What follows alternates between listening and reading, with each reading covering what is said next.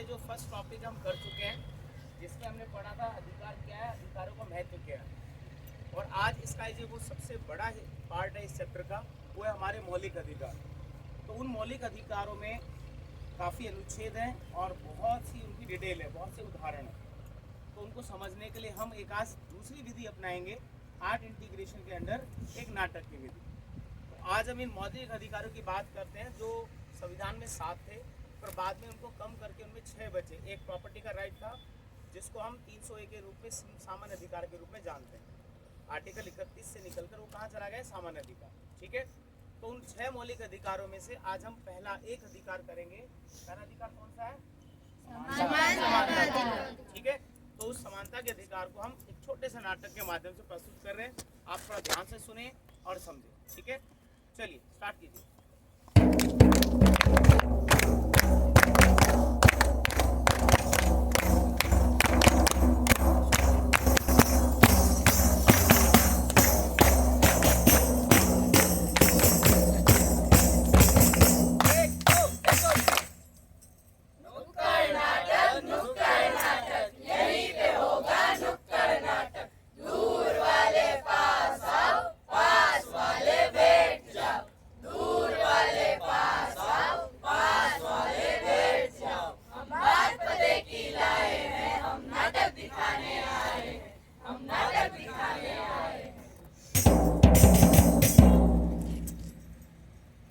मेहरबान कदरदान साहिबान, सुनिए सुनिए सुनिए।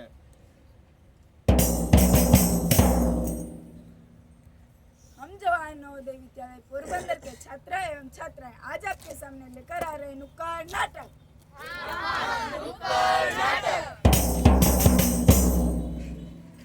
इसका लेखन और निर्देशन हमारे सामाजिक विज्ञान के शिक्षक श्री ओमवीर यादव जी ने किया है, जिसका शीर्षक है हमारे मौलिक अधिकार। अरे लेकिन ये मौलिक अधिकार क्या है, ये तो बताओ। अरे ये भी नहीं पता, ये हमारे वो बुनियादी अधिकार और स्वतंत्रताएं हैं जो हमें हमारे संविधान ने दी हैं, और इन्हें हमसे कोई नहीं छीन सकता, सरकार भी नहीं।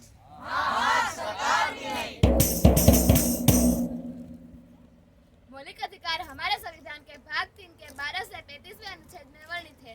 आओ हमारे मौलिक अधिकारों को जाने इस नुक्कड़ नाटक के माध्यम से। सबसे पहले अनुच्छेद 12 में भारत राज्य को परिभाषित किया है और अनुच्छेद 13 में मौलिक अधिकारों का परिचय दिया है। पहला मौलिक अधिकार समानता का अधिकार, अनुच्छेद 14 से 18, जिसमें कानून के समक्ष समानता का वर्णन है और यह संयुक्त राज्य अमेरिका से लिया गया है।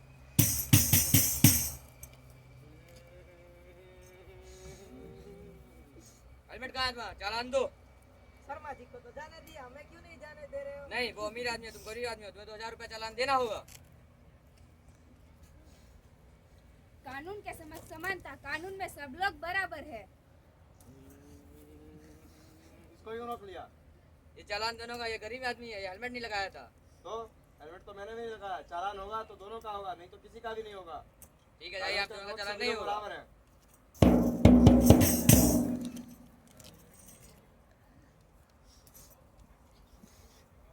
जतिन जी, सुना है आपके यहाँ किराए पे मकान खाली है। हाँ, जी हमें एक मकान चाहिए, मिलेगा क्या? हाँ, आपके तो 1000 रुपये कम कर देंगे, 4000 में दे देंगे, लेकिन आपका नाम तो बताओ। रोली XYZ। अरे ये XYZ कौन सी जाति में आता है? अरे ये ST का कैटेगरी में आता है। अरे नहीं, हमारे यहाँ XYZ जाति के लिए कोई मकान खाली नहीं है। लेकिन अभी तो आपने बोला था कि मिल अरे जाएगा। नहीं, निचली जातियों को हम मकान नहीं देता है। अनुच्छेद 15, जाति, लिंग, धर्म, मूल वंश के आधार पर सार्वजनिक स्थानों पर भेदभाव करना वर्जित है।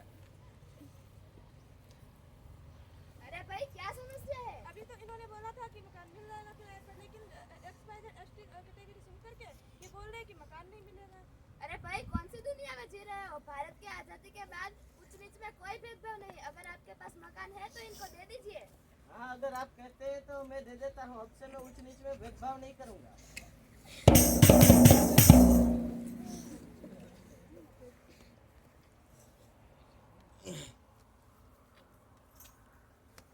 अरे तुम्हें पता है मेरा इंटरव्यू है। हाँ, मेरा भी है।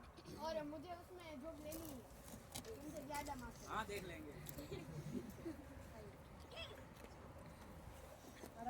बहुत अच्छे मार्क्स हैं। आपका नाम क्या है? आप कहाँ से? पोरबंदर। आप थोड़ी देर रुकिए, हम अभी आपको नेक्स्ट। अरे वाह, आपके भी बहुत अच्छे मार्क्स हैं। आप कहाँ से? मैं शाहजहाँपुर यूपी। आपका नाम? सौरभ यादव। आप आ जाइए।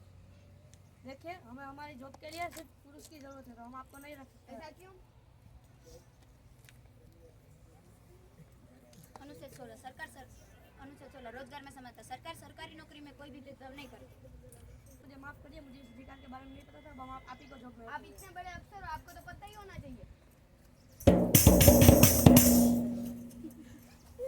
मम्मी मैंने फ्रेंड को लाई। नमस्कार आंटी। इसे कहाँ से ले आई? मम्मी ये मेरे साथ पढ़ती है, मेरे क्लास की। ये हम जैसे ऊंची जाति की तरह है। इसके पापा क्या करते हैं? इसके पापा मजदूर है। ऐसी नीची जातियों को घर लाने की जरूरत नहीं है। अनुच्छेद 17 छुआछूत का निषेध। छुआछूत जो कि नीची जातियों के साथ शारीरिक, मानसिक एवं मौखिक भेदभाव किया जाता था, जो कि भारत में आज़ादी के बाद निषेध है। मम्मी अब ये जाति पाति कुछ नहीं होता, ये पढ़ने में बहुत ज़्यादा तेज मेरी मदद करती है। आ जाओ बेटा, आओ, स्वागत है।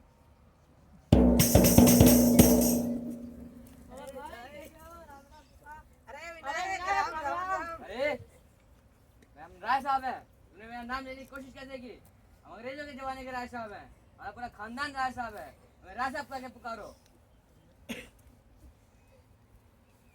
अनुच्छेद 18 उपाधियों का निषेध। जी हाँ, हमारी आज़ादी से पहले अंग्रेजों द्वारा दी गई उपाधियों का निषेध, अर्थात अब वो मान्य नहीं है।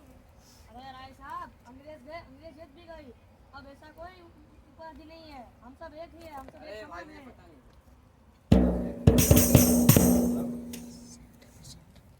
तो भाइयों बहनों, ये था हमारा पहला मौलिक अधिकार, समानता का अधिकार। अब हम मिलते हैं भाग 2 में, जो कि है स्वतंत्रता का अधिकार।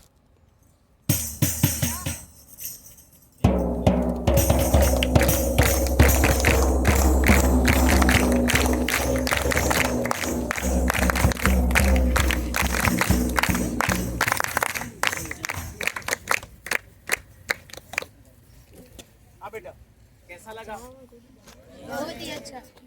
चलो, ये दूसरा माध्यम था नाटक के तरीके से, और मेरे ख्याल से कुछ अधिकार आपको शायद इन उदाहरण के माध्यम से याद भी हो गए होंगे, हाँ या नहीं? चलिए, तो आपके टोटल आपने कितने अधिकार पढ़े आज? समानता के अधिकार में पहला अधिकार क्या पढ़ा आपने? कानून के समक्ष क्या है? समानता। इसका अगेंस्ट दूसरा भेदभाव, किसी भी आधार पर भेदभाव नहीं होगा, सब समान है। तीसरा रोजगार की समानता, ठीक है। तीसरा क्या है?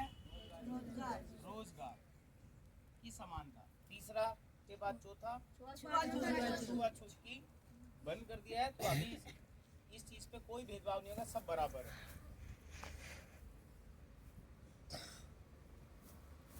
और पांचवा क्या है? उपाधियों का निषेध।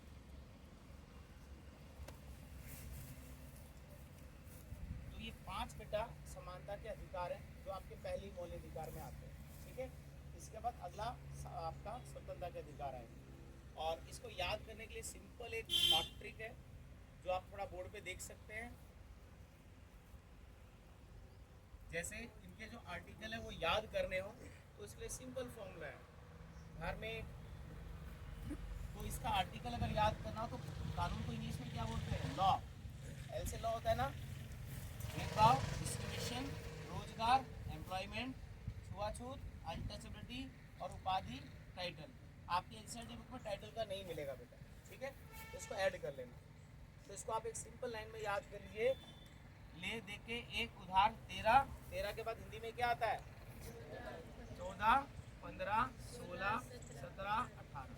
तो आपका एक सिंपल एक अधिकार आपको टिप पे याद हो जाएगा, ठीक है, याद कर सकते हैं आप। चलिए, कोई प्रश्न पूछ रहे एक दो इसमें से? चलिए, तो ऊंची नीची जाति में जो छुआछूत का भेदभाव होता है, तो वो उसमें सरकार क्या कर सकती है? इस अधिकार को सबको देने के लिए क्या कर सकती है सरकार? बताइए। कानूनों को सख्ती से पालन करा सकती है। अगर इसके लिए आपके साथ अगर भेदभाव होता है तो आप कहाँ जा सकते हैं? कोर्ट में जा सकते हैं। तो आपका एक आखिरी अधिकार पढ़ेंगे, तो न्याय व्यवस्था को अच्छा करके इन अधिकारों की सुरक्षा दे सकते। ठीक है, चलिए, थैंक यू। अगली बार हम नेक्स्ट अधिकार करेंगे। धन्यवाद।